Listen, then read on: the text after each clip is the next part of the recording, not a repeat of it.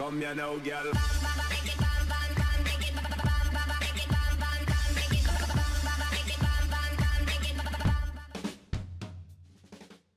Hello and welcome to What Map, your one-stop shop for everything workshop. I'm BonBonB and you're very, very welcome. Well, it's Monday, we're right back to the top of the workshop looking at the top performing map of the moment, and it's this one. Japanese inspired, real life location inspired, a little bit of creativity thrown in as well by a creator who I think I'm going to absolutely adore. They keep it simple, they don't do anything ridiculous, but they've got some very neat little standards in amongst all that simplicity. You're going to love it. Today's second map is the longest waiting creator requested map. My word, I'm going to struggle through. I'm kind of rushing today because there's a bit of football on just before I finish the show. I'm going to be panicking. Anyway, if you don't mind me panicking and trying to do this in one take, you know what to do. Here it comes. That's right, England are playing in 20 minutes time. And I've got about 24 minutes of show to fill. Oops. Anyway, today's first map, Namitsu-jima. There we go. Sorry, I'm not going to be this bad throughout. By Teddy Radko. God, I love Teddy Radko.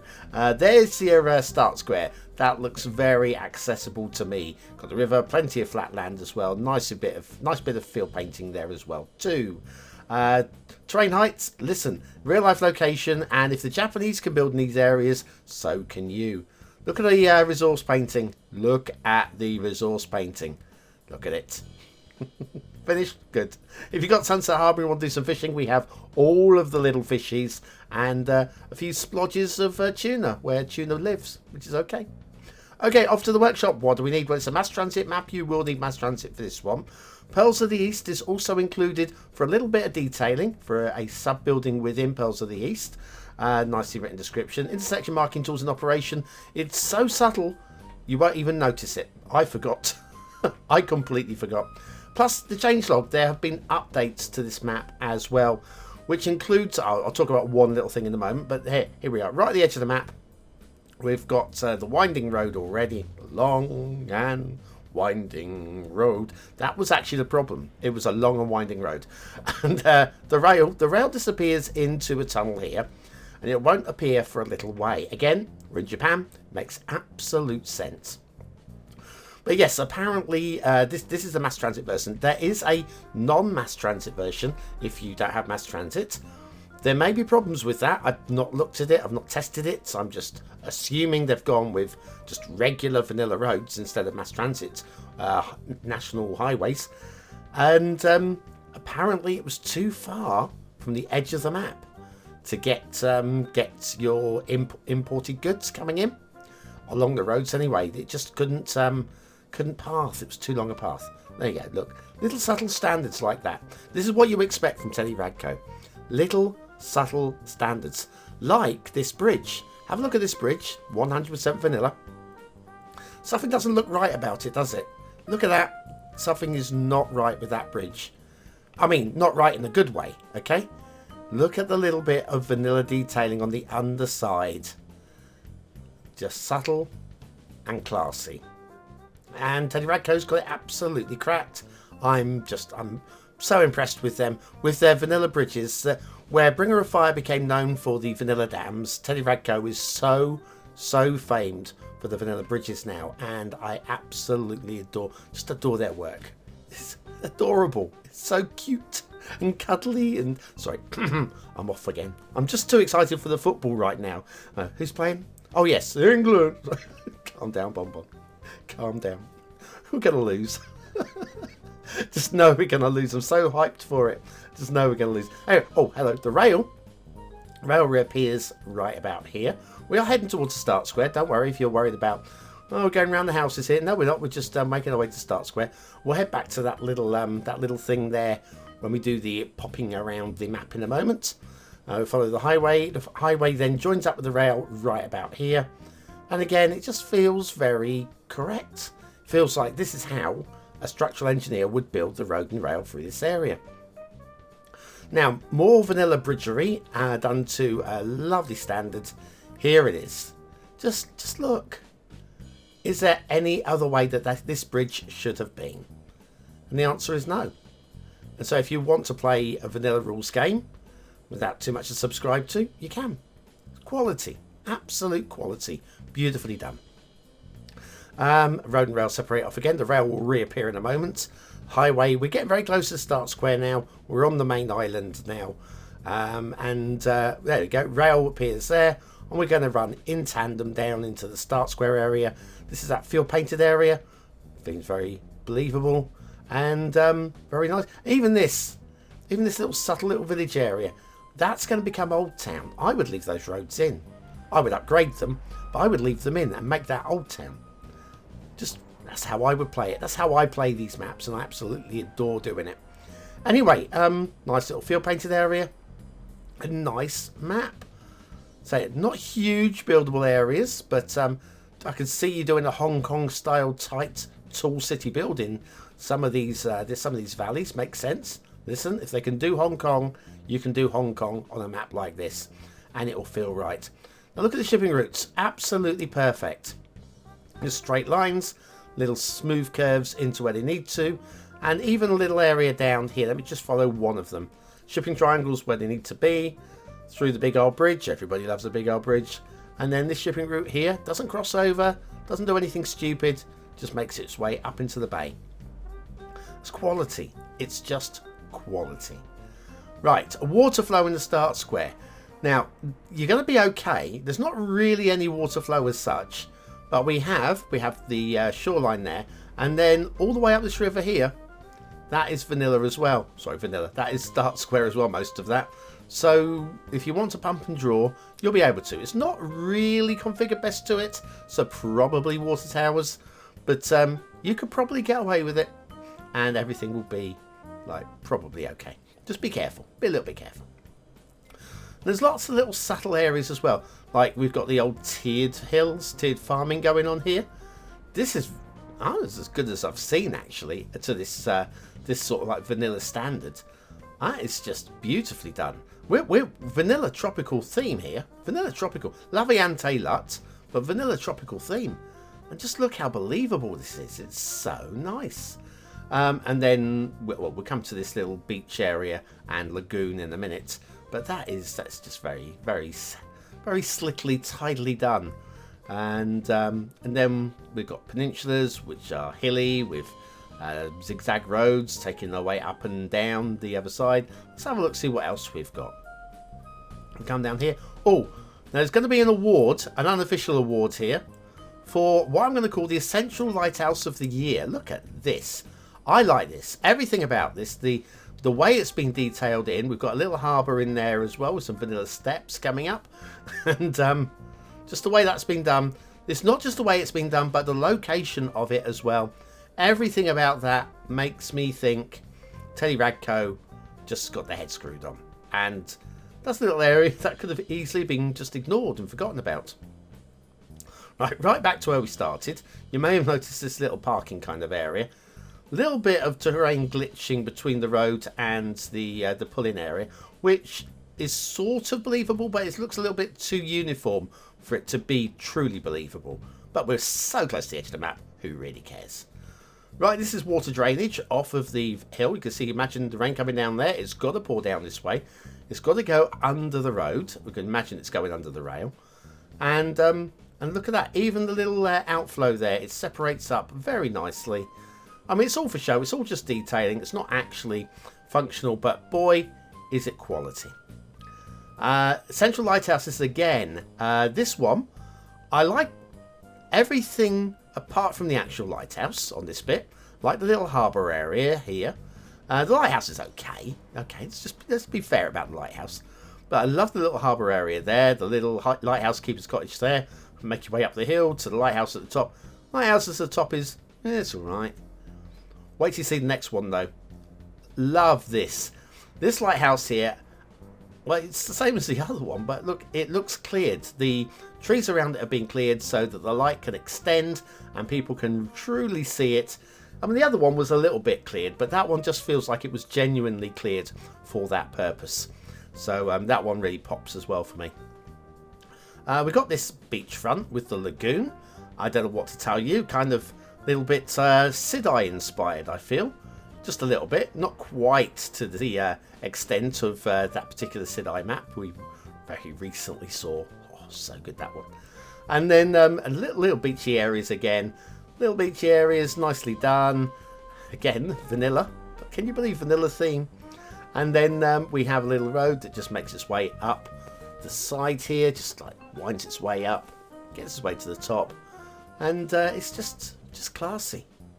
It is just classy. Not a single tree on the road as well, which I truly applaud and appreciate. Regulars will know that while it doesn't matter, it truly doesn't matter. I think it's just a little something that should be noted, that the creator's gone to that effort to make sure they're not there. We've got a little shipwreck area down here. Maybe if there was a lighthouse on here, maybe. But yeah, just little easily overlooked and could easily just be forgotten about, really. And yet Teddy goes to the effort of putting that in there as well. Anyway, what do you think of today's first map? Is it a 1-star map? Is it a 5-star map? Is it somewhere in between? Your vote really does count. We use it at the end of the month for the Viewer's Choice Top 10. Will this be one of the top 10 maps of the month? Only you can decide. Hit the I button now or the link in the description. It will take you to the voting page where you can vote for free. But make sure you're voting on Namitsu-jima by Teddy Radko. See, I was able to say it by the end of the show. Just needed a little bit of practice. Didn't have time for practice. Right, what do I think of Namitsu-jima by Teddy Radko? Aesthetically, do you know what? I like the shape of this. I like the scale of it. I like the general aesthetics of it. Surprisingly vanilla theme. Doesn't truly super pop, but I still love it. It's going 4 stars. I'm going to go just a smidge below middle 4. It's a winner for me. Detailing, I'm going to do very similar, but I think the detailing pops a little bit more. Again, I'm not quite getting a true wow factor across the, not the entirety of the map, but I am getting a wow factor. But I think there's a little bit more to wow me with, and I'm going to go for a slightly above middle 4. Very strong. Gameplay potential. Limited buildable areas and the question mark on the supply. I'm gonna go for a low 4. Yeah, gonna go low 4. It's still a winner for me. Namitsu-jima by Teddy Radko. Gonna give it the seal of approval. Yeah, that's talking about the problem, but that's why we have the 2 maps, isn't it? I think that's why we have mass transit, to allow the traffic to get to the start square. That's right, isn't it? Am I understanding right? Be right back.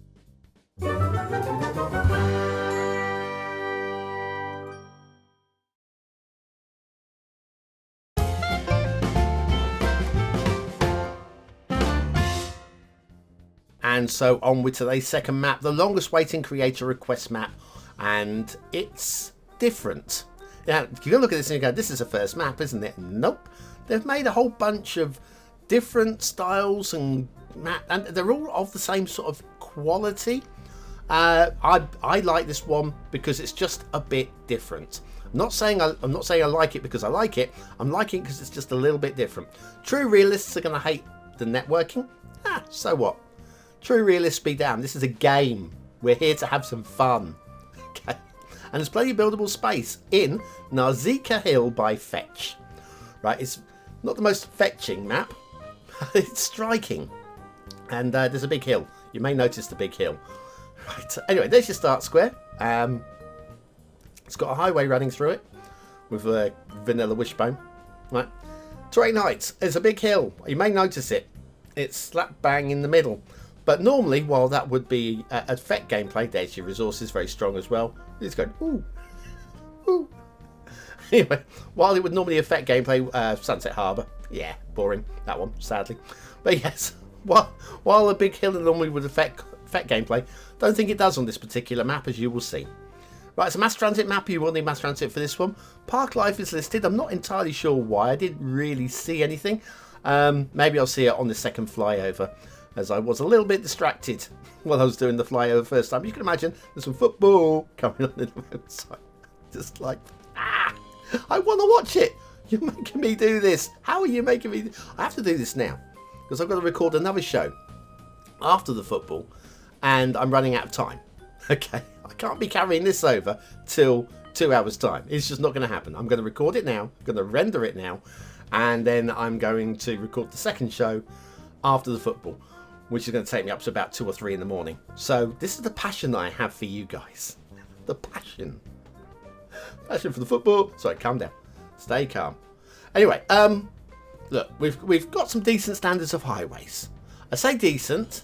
There's little grumble points here and there. I think the worst part is here, where we are building on the slight incline, and we're getting a little of the old digitization, pixelization along between. It's almost like the Fibonacci sequence, the way that those zigzags just slowly but surely stretch out just a little bit.